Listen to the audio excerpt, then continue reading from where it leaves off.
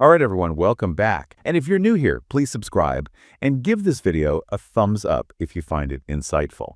Now, today we're focusing on the Baltimore Ravens, their potential to become champions, I guess. They had that really strong finish last season, 4 straight wins before the playoffs. And, let's be honest, they dominated the Steelers in that wild card matchup. Yeah, definitely. They were looking primed for a pretty serious playoff run for sure. Absolutely. But, of course, as we all know, they came up short in the divisional round against the Bills. Yeah, against the Bills. Close game, though, 27-25. Nail biter for sure. It was. And safety Kyle Hamilton, he's made some pretty intriguing comments about the Ravens and their championship aspirations. He seems pretty confident. He is, yeah. Hamilton really believes they have everything they need, all the pieces to win a Super Bowl.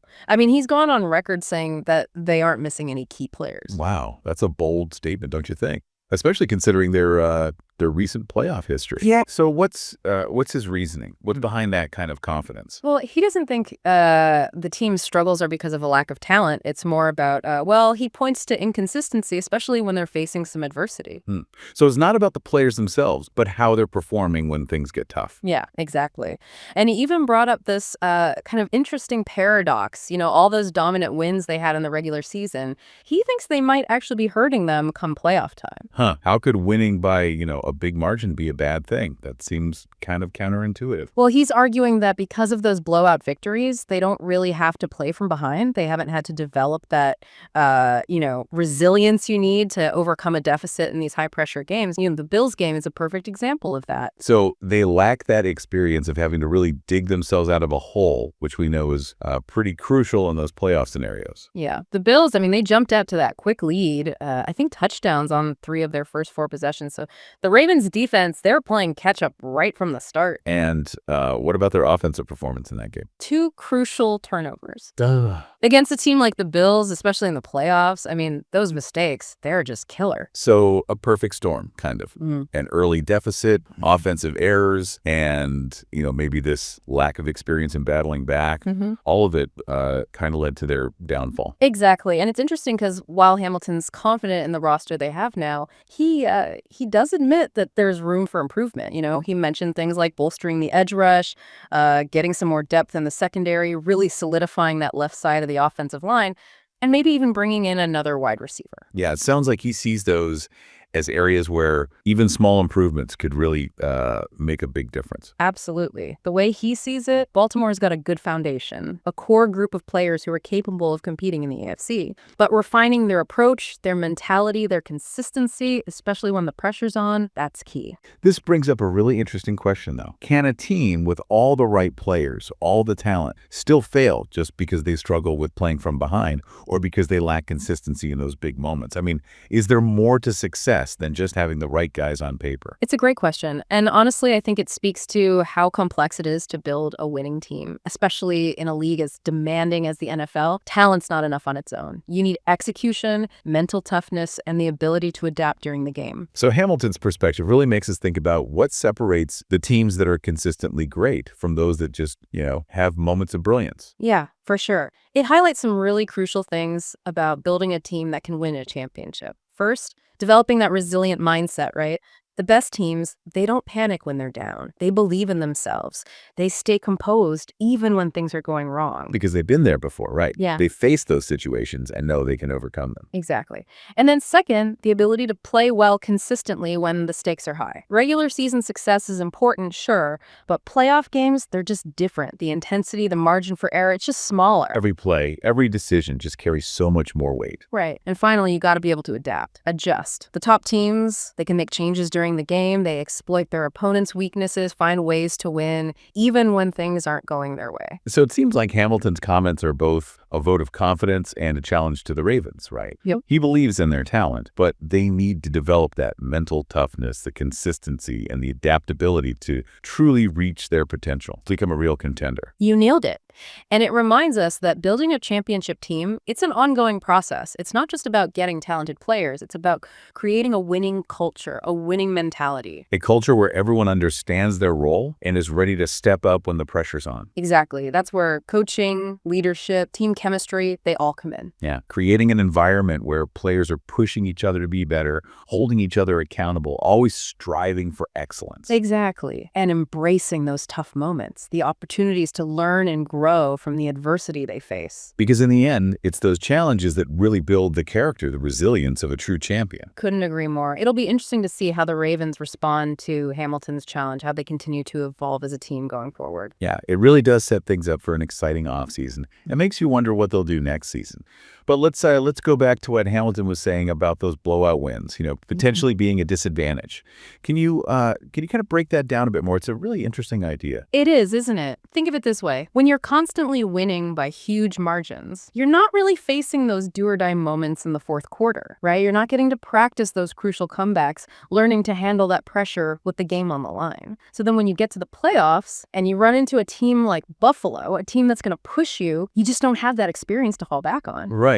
So it's like a team that's been excelling all season, then suddenly the playoffs start, and it's like they're in unfamiliar territory. The whole game's changed, and they're not quite as prepared to handle it. Exactly. And there's that mental side of it, too. Teams that are used to winning easily, they might get a little complacent. They might not have that same hunger, that desperation that a team fighting for its playoff life has. Yeah, that makes sense. There's a whole different level of intensity when you know every single play could mean going home or moving on. Absolutely. Now, that's not to say that regular season wins aren't important. Building momentum, establishing a foundation, it's all crucial, but it's about finding that balance. Even in those blowout games, teams can still practice certain scenarios like 2-minute drills or playing from behind, just to stay sharp, mentally prepared for anything. So even when you're winning big, there are ways to work in those elements of adversity. Yeah. Right? Just to keep everyone on their toes and make sure no one gets complacent. It's like prepping for those high pressure moments before they actually happen. Exactly. And that's something coaches really need to keep in mind. Creating a culture where the players are pushing themselves no matter what the score is, always looking for ways to improve. Now, Hamilton also mentioned some specific areas for improvement, the edge rush, for example. Can you explain why that's so important, especially if they're trying to avoid those early deficits like the one they had against Buffalo? Sure. So the edge rushers, those are the guys who are trying to sack the quarterback from the sides. A strong edge rusher, it can really disrupt the other team's offense in a few ways. First, it puts pressure on the quarterback, forces him to make quicker decisions, which could lead to, hurried throws, interceptions, things like that.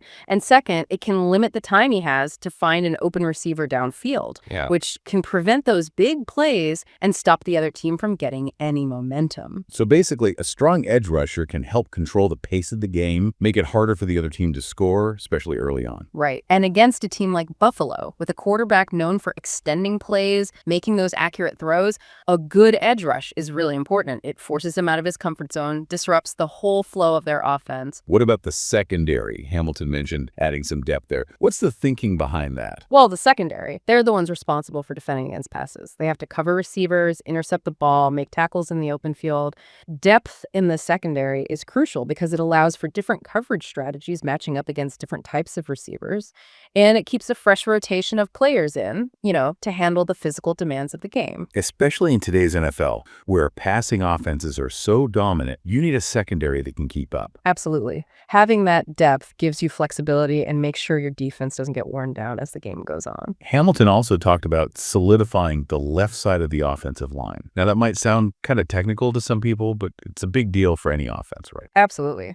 The left side of the offensive line, typically, they're protecting the quarterback's blind side. If the quarterback's right-handed, like most are, his back is to the left side when he drops back to pass. So he can't see defenders coming from that side. That means you need strong, reliable players there to keep him protected, give him time to throw. It's like having a bodyguard for his most vulnerable side. You got it. And any pressure or sacks from that left side can totally mess up the offense, lead to hurried throws, fumbles, even injuries to the quarterback. It sounds like these little details, things that maybe some people don't even notice, they can have a huge impact on the game. Oh, for sure. Football is a game of inches and split seconds. Every position counts. Even small improvements in one area can make a big difference. So it seems like Hamilton's overall message is that the Ravens have the potential they could be a championship team.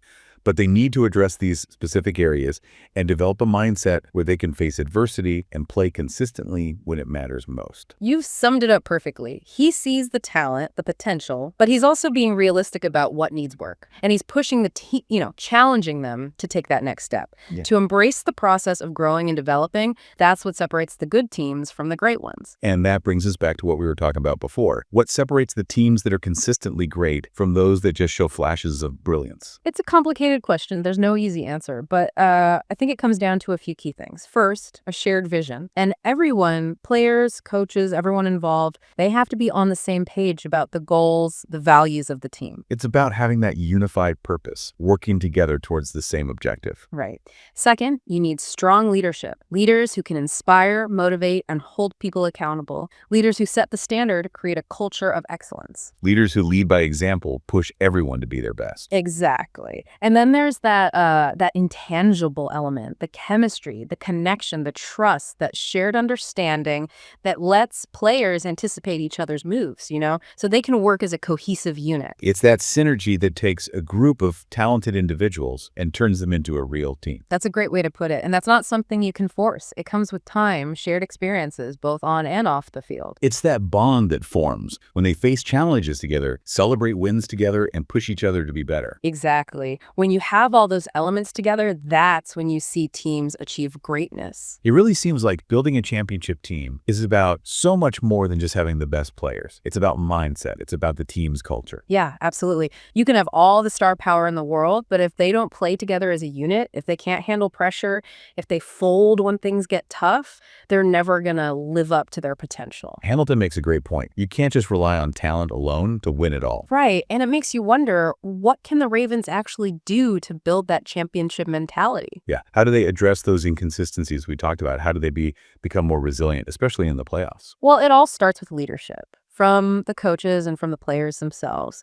They need to set clear expectations, create an environment where everyone's held accountable, and they have to emphasize how important mental toughness is in every single aspect of the game. It's got to be that kind of environment where players are constantly pushing each other, learning from mistakes, seeing challenges as chances to grow. You got it. And remember, this isn't just about the guys on the field. It's about the whole organization. From the front office to the training staff, everyone working together toward the same goal. Creating a unified culture where everyone's invested in the team's success. Right. And that takes time. That takes effort. It doesn't happen overnight. But if the Ravens can create that championship mentality, I don't see any reason why they can't be in the Super Bowl conversation. I mean, they have the talent. Right. They have the potential. It's all about finding a way to harness it, to develop that mental edge, to overcome anything. Couldn't have said it better myself. It'll be really interesting to see what happens next for them. It will. Hamilton clearly believes in what the Ravens can achieve, and that's definitely encouraging. But as we've been discussing, winning a championship is about so much more than just having a stacked roster. It's about building that winning attitude, that resilience, the ability to thrive when the pressure's on. That's what separates the good teams from the truly great ones. Thanks for joining us for this in-depth look at the Baltimore Ravens and their pursuit of the Super Bowl title. We'll be keeping a close eye on them to see if they can put it all together.